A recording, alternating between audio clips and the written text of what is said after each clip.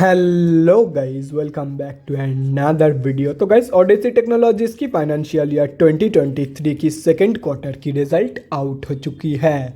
तो गाइस, इस वीडियो में हम लोग यही देखेंगे कि कंपनी ने सितंबर 2022 की क्वार्टर में कैसी परफॉर्म की है, क्या क्या पॉइंट्स इंप्रूव हुई है एंड कहाँ कहाँ पे कंपनी ने डिटोरिएट की है।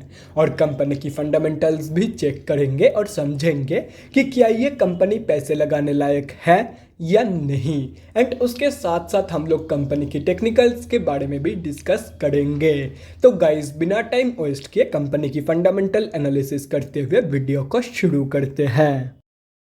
तो गाइज, अगर इस कंपनी की बिजनेस के बारे में डिस्कस करें तो ये कंपनी सॉफ्टवेयर डेवलपमेंट की बिजनेस करती है। ये कंपनी सिर्फ और सिर्फ बीएससी में लिस्टेड है। तो अभी अगर इस कंपनी की कुछ इंपॉर्टेंट फिगर्स के बारे में बात करें तो 93.7 करोड़ की है कंपनी की मार्केट कैप, 42 की पी है, 15.6% है कंपनी की आरओसी एंड 11.3% है कंपनी की return on equity. Last 6 months की रिटर्न नेगेटिव में जा चुकी है, negative by approximately 6%। And last 3 साल की सेल्स ग्रोथ अप्रॉक्सीमेटली 18.5% के आसपास निकल के आ रही है, जो कि 3 साल की कंपेरिजन में बहुत ही बढ़िया है। कंपनी अभी अपनी बुक वैल्यू से बहुत ही ज़्यादा ऊपर ट्रेड कर रही है। डिविडेंड कंपनी आप लोगों को देती नहीं है एंड फेस वैल्यू 10 रुपये की है। तो अभी अगर इस कंपनी की सितंबर क्वार्टरली की रिजल्ट के बारे में डिस्कस करें तो सितंबर 2022 की क्वार्टर की अनऑडिटेड स्टैंडअलोन फाइनेंशियल रिजल्ट आप लोगों के सामने है। एंड यहाँ पे जितने भी सारे फिगर्स दिया हुआ है वो सब लैक्स में है। तो गाइस, सबसे पहले हम लोग कंपनी की इनकम चेक करते हैं। तो सितंबर 2022 की क्वार्टर में कंपनी ने अप्रॉक्सीमेटली 5.35 करोड़ की इनकम जनरेट किया है। और अगर ये जून 2022 की क्वार्टर एंड सितंबर 2021 की क्वार्टर से कंपेयर किया जाए तो जून 2022 की क्वार्टर में कंपनी ने अप्रॉक्सीमेटली 5.9 करोड़ की इनकम जनरेट किया था एंड सितंबर 2021 की क्वार्टर में अप्रॉक्सीमेटली 7.72 करोड़ की इनकम। तो ईयर ऑन ईयर बेसिस पे and quarter on quarter basis पे दोनों में ही कंपनी की जो इनकम ग्रोथ है वो नेगेटिव में जा चुकी है। एंड उसके साथ साथ अगर आप लोग एक चीज़ नोटिस करोगे तो टाइम के साथ साथ कंपनी की जो इनकम के फिगर्स है वो धीरे धीरे कम हो रही है, जैसे कि यहाँ पे आप लोग देख सकते हो। तो गाइस, अभी अगर इस कंपनी की नेट प्रॉफिट मतलब प्रॉफिट आफ्टर टैक्स के बारे में डिस्कस करें तो सितंबर 2022 की क्वार्टर में कंपनी ने अप्रॉक्सीमेटली 20.5 लाख रुपीस की प्रॉफिट पोस्ट किया है। जून 2022 के क्वार्टर में कंपनी ने अप्रॉक्सीमेटली 58.46 लाख रुपीस की प्रॉफिट पोस्ट किया था एंड सितंबर 2021 की क्वार्टर में अप्रॉक्सीमेटली 2.33 करोड़ की प्रॉफिट। तो again year on year basis पे and quarter on quarter basis पे दोनों में ही कंपनी की जो प्रॉफिट ग्रोथ है वो भी इनकम ग्रोथ की तरह ही नेगेटिव में जा चुकी है। एंड प्रॉफिट के जो फिगर्स है वो भी धीरे धीरे टाइम के साथ साथ कम हो रही है।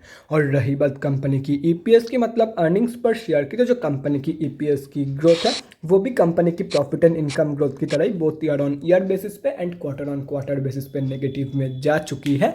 एंड इसकी भी जो वैल्यूज है वो भी धीरे धीरे टाइम के साथ साथ कम हो रही है। तो अगर ओवरऑल देखा जाए तो सितंबर 2022 के क्वार्टर में कंपनी ने हर एक जगह पे डिटोरिएट की है, हर एक जगह पे कंपनी ने नेगेटिव ग्रोथ दिखाई है इन सितंबर 2022 की क्वार्टर। तो ओवरऑल जो रिजल्ट है वो बहुत ही ज़्यादा वीक निकल के आई है।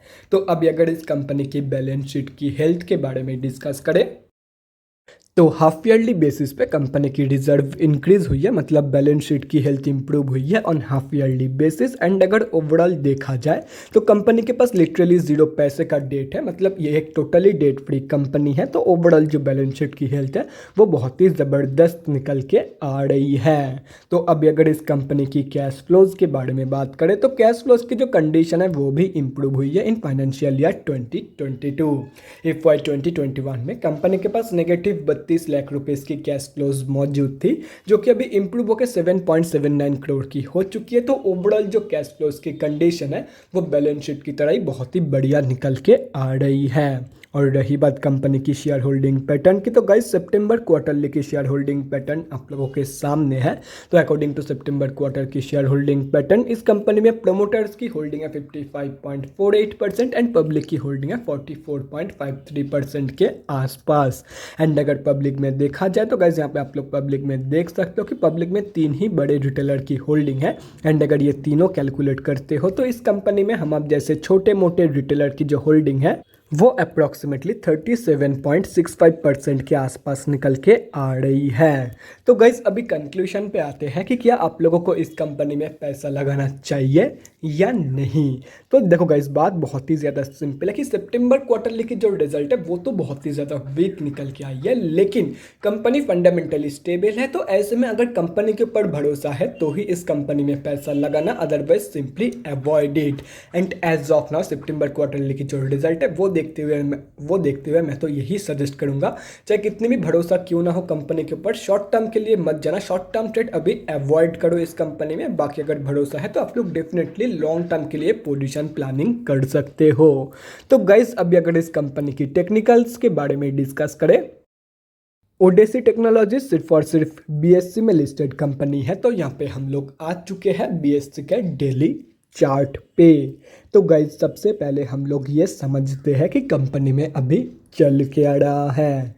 तो गाइज कंपनी अभी अपनी 200 की मूविंग एवरेज से स्लाइटली नीचे ट्रेड कर रही है, मतलब कंपनी अभी ऑफिशियली डाउन ट्रेंड में है। एंड अगर देखा जाए तो इस कंपनी की जो चार्ट पैटर्न है वो बहुत ही ज़्यादा चॉपी है। कंपनी बहुत टाइम तक एक ही रेंज के अंदर कंसोलिडेट कर करके ट्रेड करती है, जैसे कि यहाँ पे आप लोग साफ देख सकते हो। तो ऐसे में मैं यही सजेस्ट करूँगा कि अगर आप लोग स्विंग ट्रेडर हो तो simply stay away from this company.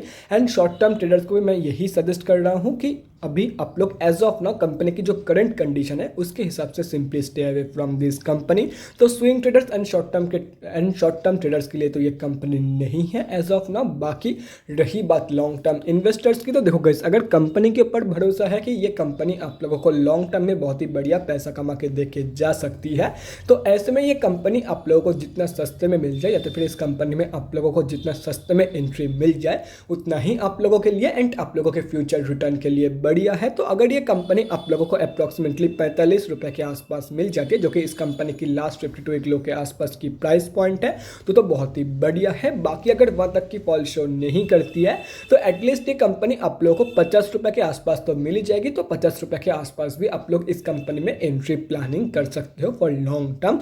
मतलब जितना नीचे एंट्री होगा उतना ही आप लोगों को बाद में जाके ज़्यादा रिटर्न मिलने वाला है फ्रॉम दिस कंपनी।